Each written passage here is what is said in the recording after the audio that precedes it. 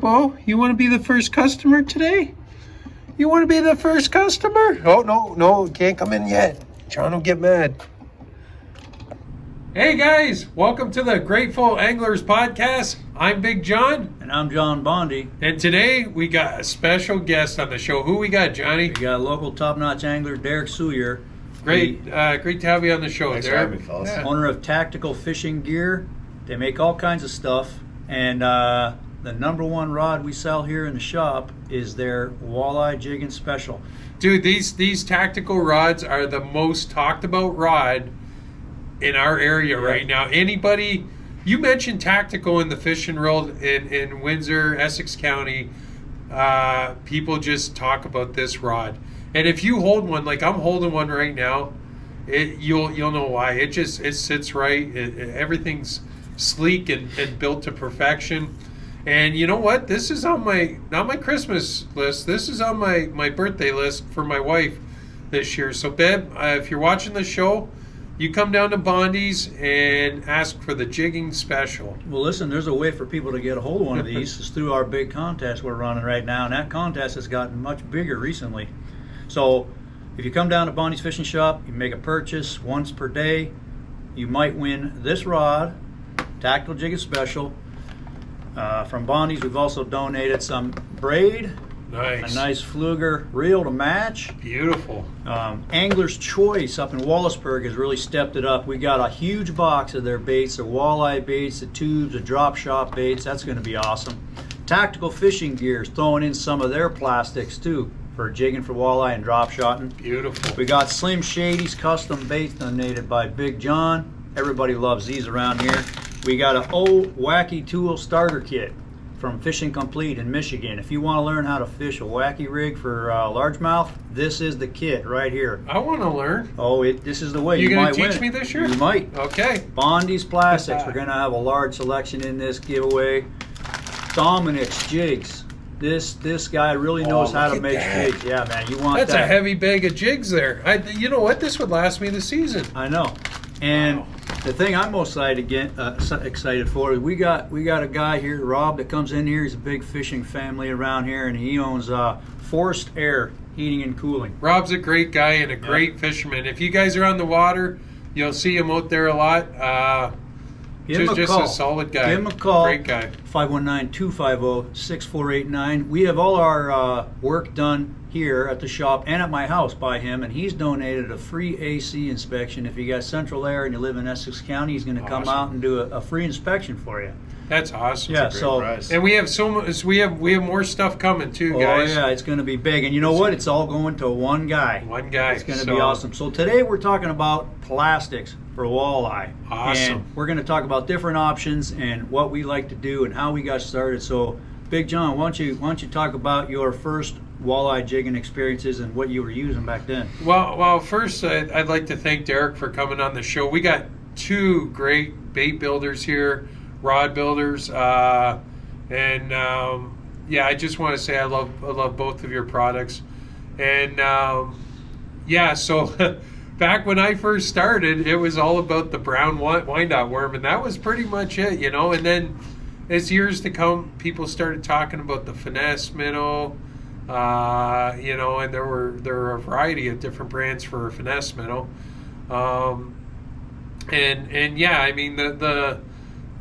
things have come a long ways. There's a lot of different bait builders now, other than just the Wyandotte worm. Well, you guys got a theory on why? I've heard an interesting theory lately on why the worm is the deal out there. And a guy put in on the internet that he thinks there's tons of little lamprey fry in the spring, and the bottom's covered in them because there's no reason for a worm to be so effective. So it's like, why does that thing actually work? Like a skinny little worm. You look at that tiny little thing out there, and it looks just like a lamprey baby in the water, as you would think. Other than that, like, why does that worm work so good on the walleye? It doesn't make any sense. It's just motion, and you're right about that. Like, there's no earthworms in the middle of the lake, but they like that, and it's really crazy. And the cool part about soft plastics is now a lot of guys are using those dragon bottom bouncers too, with just a little piece of live. Doesn't even have to be live, but a little piece of earthworm on there. Yep. There's, so yeah, that's kind of cool. And That lamprey is actually an interesting theory. I never even thought about it, to be honest. I always kind of just thought, with the spring and you got a lot of that mud runoff and whatever else is going to be flowing through all the river systems that dump in directly to the Detroit River or Lake St. Clair, then flow through.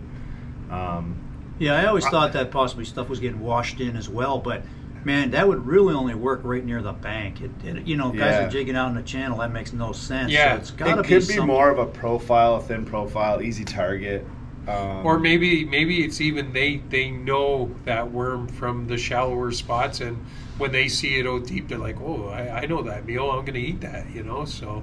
It works. Whatever it is. Why does hot dog work for bluegill? That's right. I don't know. Like when me and the wife used to go play around in Crystal Bay, I'd just bring a couple hot dogs with me, put them on a hook, and cheese, anything.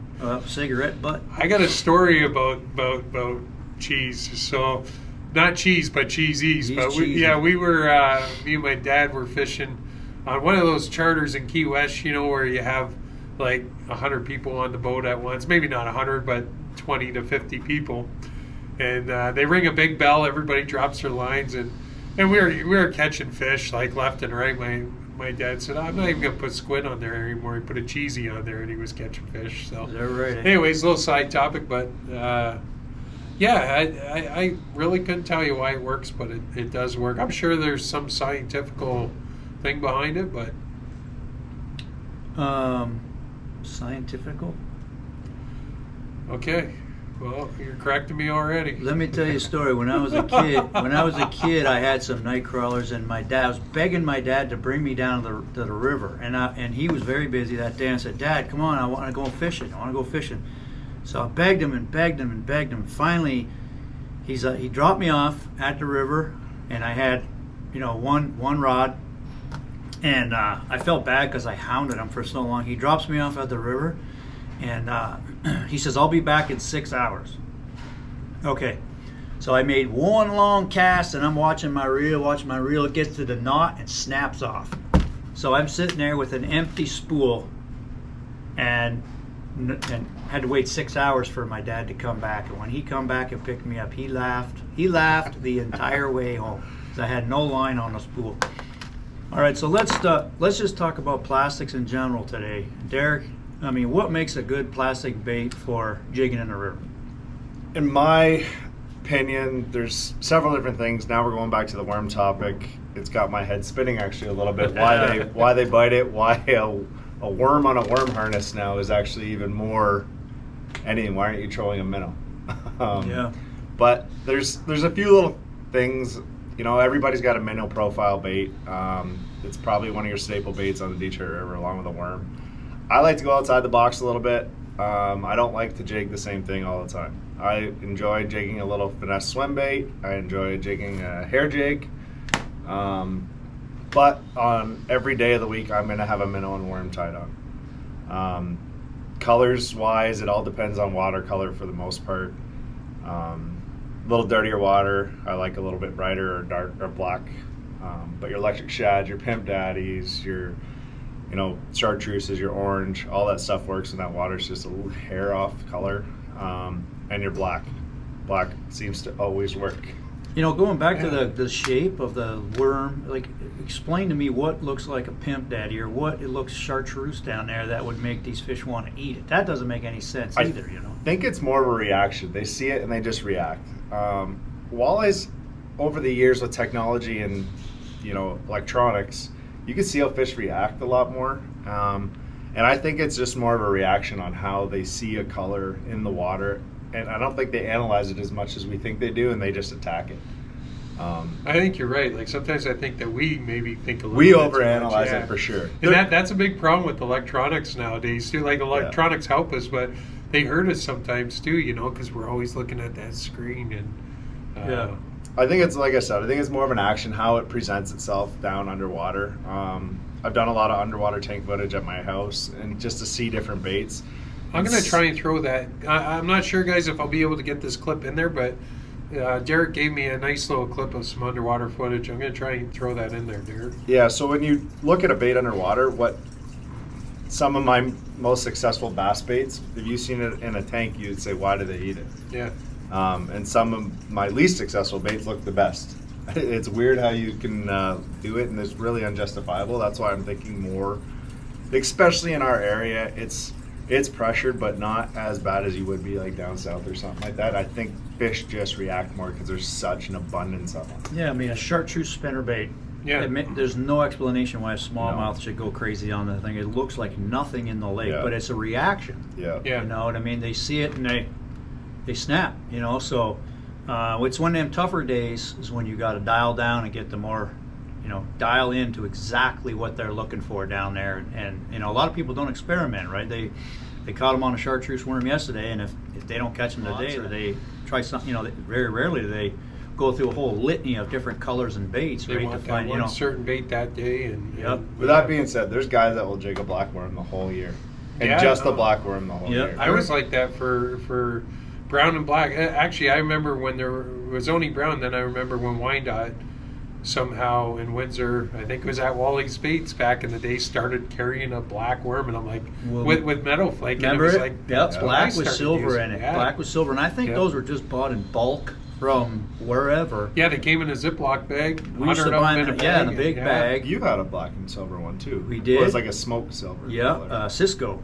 Yeah. And but that specifically remember talking to you, John, about you used to brag all the time about that black with silver in it, and then it's like, man, royal blue works too. So we, you know, at one point my company had 44 colors, and I have every terrible one of them. luck with royal blue. Oh, you know what? That's But- one of my best-selling colors. Is it really? I know, and I try it all the time. I could have a guy at the back of the boat catching fish after fish with that blue, and I cannot.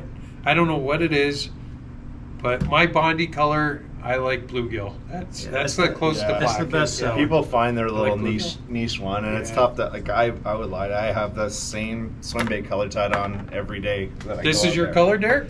Yeah, it's a sexy shad with a Oh, chartreuse we know tail. Derek's secret now. There Yeah. we go. It works in dirty water, clear water, and it gets them to react. The tail's a little slow action when they're not.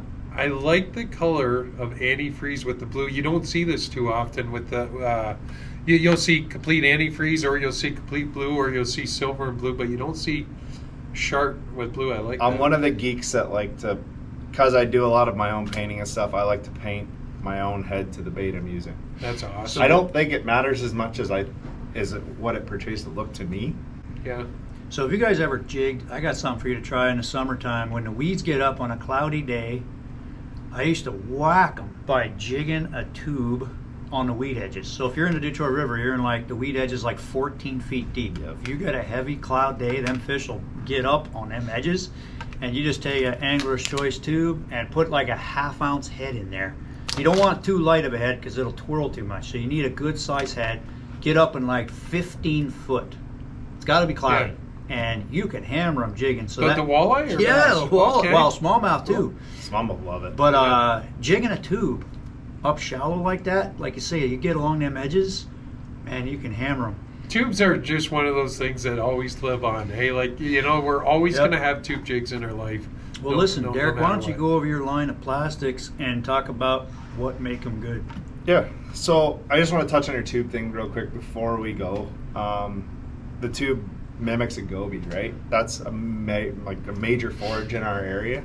And if we're gonna talk about why these baits work, that's the reason why. Those walleyes, I don't know how many times I've caught one and a goby's fell out on my deck. Yep. Yeah. Smallmouth, Yep. walleye, like walleyes more predominantly now. I feel like the gobies kind of aren't in Lake St. Clair as much as they are in the Detroit River and Lake Erie. But it does make sense. You could probably jig that tube in the middle of the run and do just as good as any other. The problem with plastic. tubes, though, is they spiral. And they're hard to keep vertical, especially in deep water. And you know, when you're in that deep water, it's hard to feel them because they have the plastic head covering the jig. I like to feel that lead hitting. So, but yeah, I mean, the tubes, it's like, I think we need to possibly jig with fatter baits just because the goby's down there, you know what I mean? Yeah. But the one thing about, like you say, they spin out of sequence there, you're right, but Damo puts out a lot of good jig heads now that can kind of control that too pretty good. And You he's get all even the way got up to ones. 1 He's got ounce. ones with rattles in them. Yeah. We might be letting out a secret here.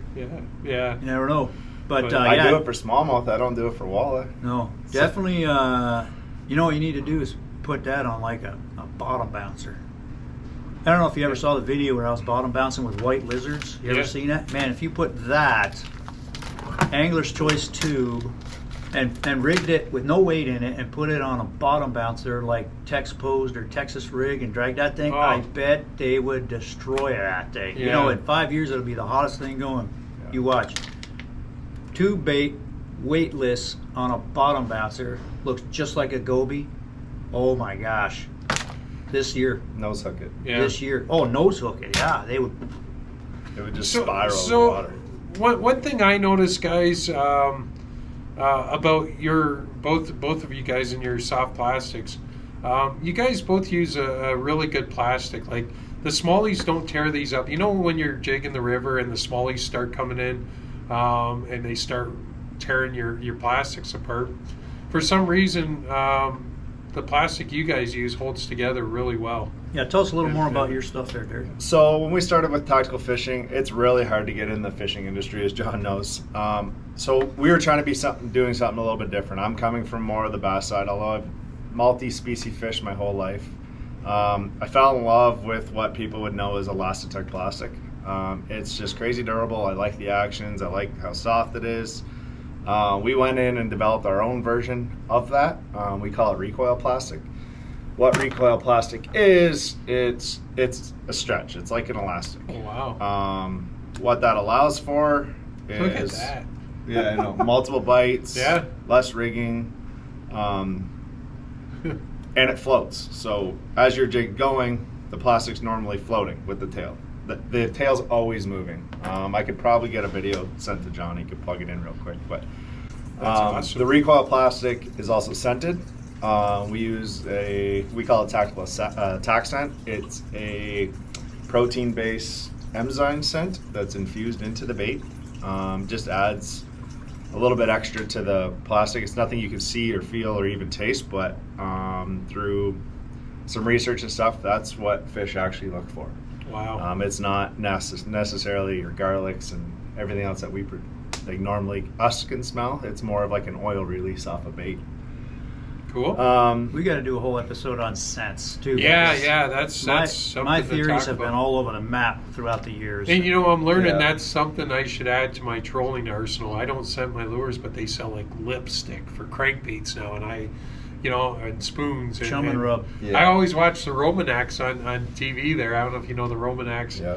And he's always taking that lipstick and putting it on his crankbait. So I got a lot of learning to do with trolling. So you make a Scents. minnow as well. Yeah, we just released a minnow this year. There's a 4.5 and a 3.5. It's got a unique tail. It's a web-based tail, kind of like a Spider-Man hand, I call it. What that does, it allows like actual natural flutter action as it's falling in the water. The tail's actually fluttering the whole entire time because cool. of the tail. It makes it a little bit more of a versatile bait because when you do that, now I can drop shot it, I can jig it, I can Ned rig it, I can Carolina rig it, I can put it on a finesse jig. Nice. It's just endless But options. what makes my baits and your baits neat about the minnow is it's natural looking because the tail is vertical. A lot of them baits, the tail's flat. Yeah. This is what a tail on a minnow looks like. Same with these. It's a vertical tail. And that's what a minnow looks like. It don't look flat. So that's one neat thing. And I don't know, just both our baits are like that. That's awesome. So we put these little like anal fins and a dorsal fin on it just for rigging. It adds no extra action. When you're rigging this type of plastic, it's not the easiest plastic to rig. Okay. It takes quite a bit, but it's super durable. When I'm doing it in the river, that's why we designed the tactical jig head. It has like a little finesse fire keeper on it. Oh, look at that, eh? Instead of your there. typical leg collar, That's awesome. this plastic's a little bit more difficult to get on a leg collar than a normal standard plastic would be. The nice thing about that is you don't have that thick collar that rips apart the head of your worms. We Yeah. got them here in the shop. We carry that type of yeah. jig. Yep, it's pretty neat. That's nice. You still take a little bit of pushing to get it up there because of the natural characteristic of the Those are not plastic. easy to make. I tried making them. Yeah. With them little. No thanks. It's very I'll have you make- tedious. It's tedious. I'll have you make Super them. tedious to get her on there. It's time consuming to make a wire keeper jig, but there's no one really doing it and marketing it, I guess you could say. Not for walleye. Not Anyways, for a lot of walleye. bass guys. I know Dominic makes them for bass and stuff like that. But man, I tell you, it's for walleye. I don't know of anybody else making it with that wire keeper for walleye. Yeah. Yeah, no, that's totally awesome, and yeah, just amazing. And what about you, John? You get some new soft plastics. You're doing 2 different colors now. And Yeah, we're up. We're cranking doing out up the some triple stuff. color stuff. We got. We changed our Bondi worm this year. It's thicker now, and we've added a lot of fire tails. It's almost got a few pull on it. It's almost like a very slight ringworm type shape to it. Oh, And yeah. so the thicker body it goes on a lot more, jigs with fatter necks on them. You know what Yeah. I mean? So that we definitely, when I changed the worm, we made it definitely thicker. It's a heck of a lot more plastic on there. And we were using these things all last fall, and me and my buddies, oh my gosh, we were so excited. And you invested in a new machine this year to get those double Yeah. colors out, eh? We got a triple So- color machine, and so right now we got about 20 colors made and everything, and pretty soon it's going to be by next year. I don't even want to know what we're going to have by next year. It's Yeah. going to be awesome, but and we got the bait fish now and fire tails and laminates. This is very popular, good thick bait. You know, a lot of baits are too thin and they split, but this sucker's nice and thick. So yeah, they're available down here at the Bondi Bait Shop, 3796 County Road 17. All of Derek's stuff is here. Angler's Choice. So something else, guys, that is kind of blowing my mind today that Derek talked to us about before the show is hair jigs, and hair jigs in cold water to eliminate using the minnow. And this is something I've never tried. I've thought about tying hair jigs years ago for walleye, and then I've always just thought, well, no, I mean, what we have just works. But when he walked in here today and threw that hair jig on the table, I was curious. So what's the story with that, Derek? So, actually, you want to start it off with your hair jig story? Because I feel like yours is a little bit cooler than mine. Well, And I'll break it down a little bit more of why I think they excel. oh, you're going to start us all over? No. No, you're just going to Keep carry it on. rolling. And I'm going to throw that right in the video. Okay, so my history with the hair jigs going back, like I was told that a guy named Steve Clapper, who's just a legend in this area, was using hair jigs on Lake Erie for smallmouth. And so I went and I had, it's got to be 25 years ago, I had some hair jigs made with fox hair, some white ones, and I think I still have them. They had a pearl head on them and a minnow-shaped head, and yeah, I never really threw them a lot. You know, I think it was whatever. But you start hearing about guys using them for walleye in Lake Erie early in the year, hair jigs. And about probably maybe 10 years ago, I made a hair jig about 5 inches long from my wife's blonde hair. She was cutting her hair, and I said, give me that. I took a jig, I tied it on there, and I started jigging in LaSalle, and I caught 25 fish on this thing, and then the hook broke off. And I was like, man, this thing, I didn't have a minnow on there, didn't have plastic, I just had this hair. And, I just, whatever, every time she would cut her hair, I would save it. So I got a bag of this stuff, and I've never really tied any more.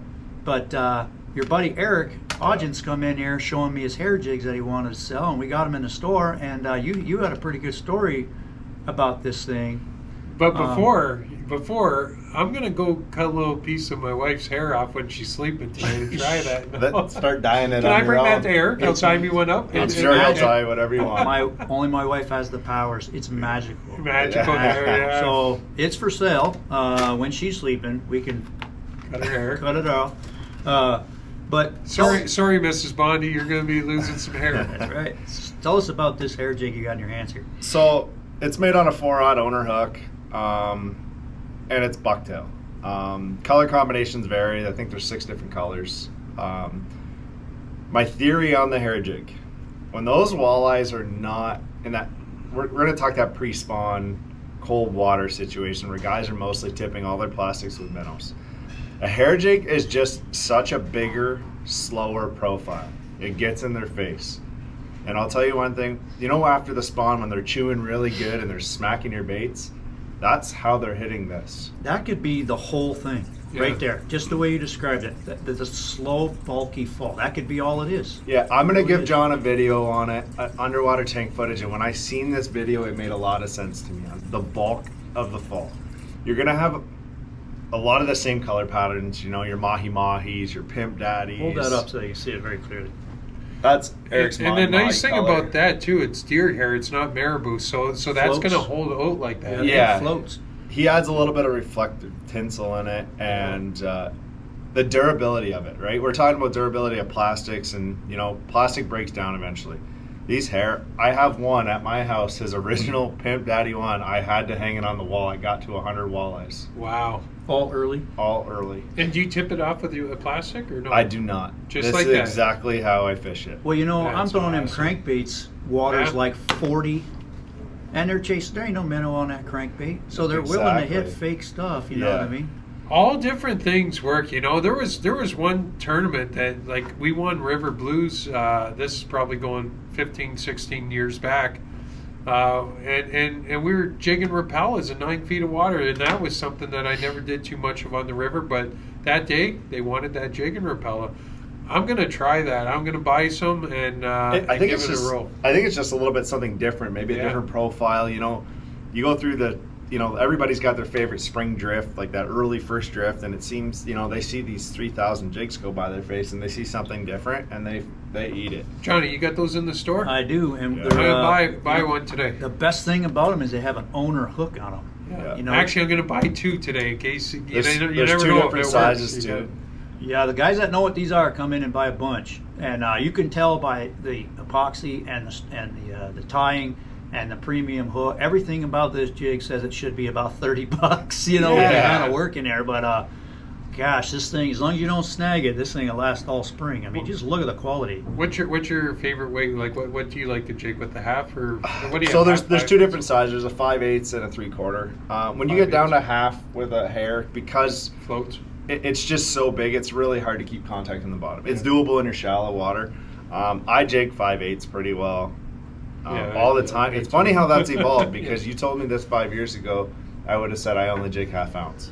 Yep. I'm a And 5/8 guy. And I Yeah. switched over to 5/8 because I feel like that's just your most common jig now. Like back in the day, probably you can attest to this. Like you weren't jigging 3/8, like you were. The first day I ever jigged, I didn't know what I was doing. I went out with Greg Fields, Wayne Fields. They took me out, and I brought whatever fishing rod I had. I was a kid, and I had like 25-pound mono on there. And I remember watching my jig go down, and the line was in a coil, and it would like be like a spring. I was looking at it, and you know what I caught? You know what I caught? Nothing. And they stroked them. Yeah. But I learned how to jig that day. You know what I mean? I can picture it right now where we were and everything. And you know, what about some formative experiences that you guys have when you first jigged or somebody first took you out and showed you how to do it? What you remember that? Well, yeah. I mean, just jigging the river alone. Like, my dad got me into fishing when I was 4 years old, and my dad was never into fishing before. We went down to Alexandra Park, and we caught a bunch of silver bass, and he said, "Do you like this?" And I said, "Yeah." You know, so we started looking for a used boat, got an old used Thundercraft, and we started going out. And back in that day, we never kept vertical or nothing. Like we were new. We'd sit down in these little foldable seats and in the boat and just kind of sit down and jig and yeah, it was easy back then. And then there was a part of my life where it got hard again, and I wanted to learn. I used to see all these guys with boat control, and that's probably when I got into my teens. And my dad was starting to get really busy at that time. He was mayor of the Windsor and stuff like that, so he was really busy. And at that time, I bought my own boat. Like I think I was 11 years old. I bought a little 12-foot boat. And it was called a Taberyak. It had 2 little pontoons, and I had a little 3.5 horsepower on it. And I would go out there and I would turn that motor around, and I'd reach around and play with the idle because it was direct drive. and I would just keep myself vertical watching the other boats. And me and you can ask Rusty about I think that. I swamped you guys a few times Yeah, in my probably. in my Miracraft 16-foot. Yeah. So and then I mean, and those guys like the Fields and Butch Hardiker and those guys are legends. Like Yep. they might not know it, but I would watch those guys when I was a kid, and those were pros to me. Those were like local pros, and Yeah, I don't know if you're watching this, Butch, but you're definitely an inspiration to a lot of us, and you don't even know how good of a fisherman you were over the years, and still are, and just people watching you on the water, we learned a lot, right down to watching how you jig and how you jig slow. You know what else he taught me? and Butch Yeah. and Greg taught me how to flip. flip, yeah, In Long Point Bay. yeah. Taught me how to flip the cattails. That's a whole You other know what episode. surprises? That's something I'm Okay, not very going good back at. to the plastics. You know what surprises me about Butch is for years, Butch was school bus yellow jig with a brown worm. Last year, I think he had some blue color on there. I'm like, is that Butch using the new colors He with got Bondi? hooked. Yeah, he got hooked on our Tom's Volcano. Tom's color. Volcano. That was We the color. stopped making yeah. it. We stopped making it to move into the new colors, and he's rummaging through our bins trying to find what we got left. Anyways, that's going to be another day, guys. We're gonna hopefully I would love to have some of those legends. I'm going to call them local legends, and I'd love to have you guys on the show someday. But today it's about Bondi and tactical, and you guys, I'm telling you, you guys have just put out amazing products. What do you think, Derek? When did you first out jigging when you were a kid? What was the first? Oh thing yeah, you we never remember? asked Derek.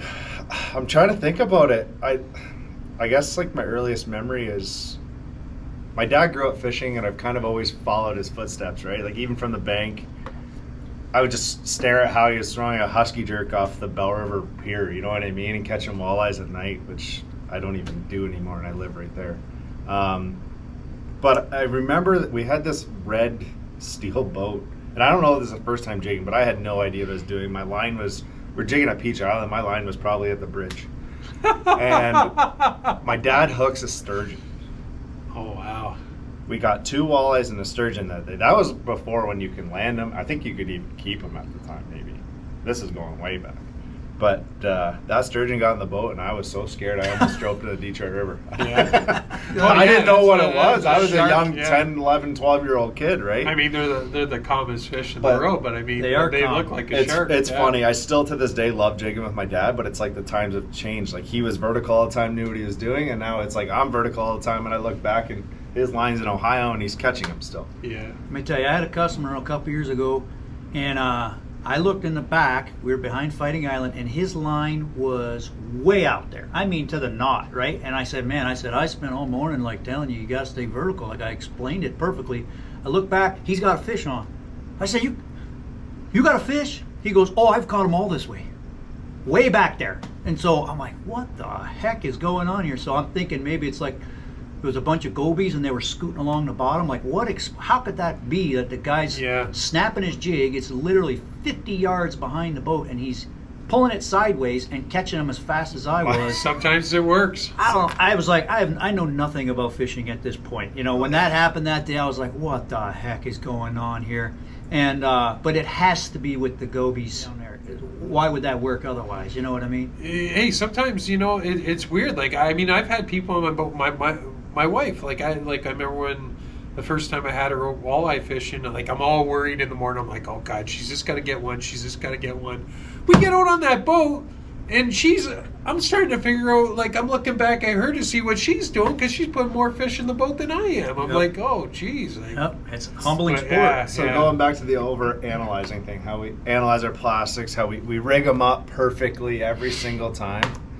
My old man calls it drift dragging, and that is how he rigs his worm. That's like a slow death. yeah. And I'll tell you one thing, it gives me anxiety. I have a little bit of OCD, and I even sometimes when we're redoing it, I'll redo his jig and put it normal, and I look back and he's got it rigged like that again. Now, when you sorry to cut you off, but when he rigs it like that and you fix it, do you cheat and just kind of rip Nope, it a bit? I Or you pull it out redo and re-rig it. Okay. You know, I've always told people, look, you got to get that worm or that minnow on there as straight and centered as possible because you don't want it The spiraling. spiraling. Yeah. Right? I And so agree. That he's a mess. I know. Yeah. He catches them. He's jigging like that or dragging it? No, he debatable. He's Little bit of trying. both. He's trying. It's more of he just wants to sightsee now. I took him to the old bridge last year, and or the new bridge, and he's staring at it and catching him in the back of the boat better than I was, and I couldn't explain it. Well, just great products, guys, and Derek, right from your rods to your plastics, and John, right from all your plastics, like you guys are just cranking out some awesome stuff, and we're fortunate to have all these options nowadays. Yeah, well, thanks, Big John. I guess that'd probably wrap it up for today.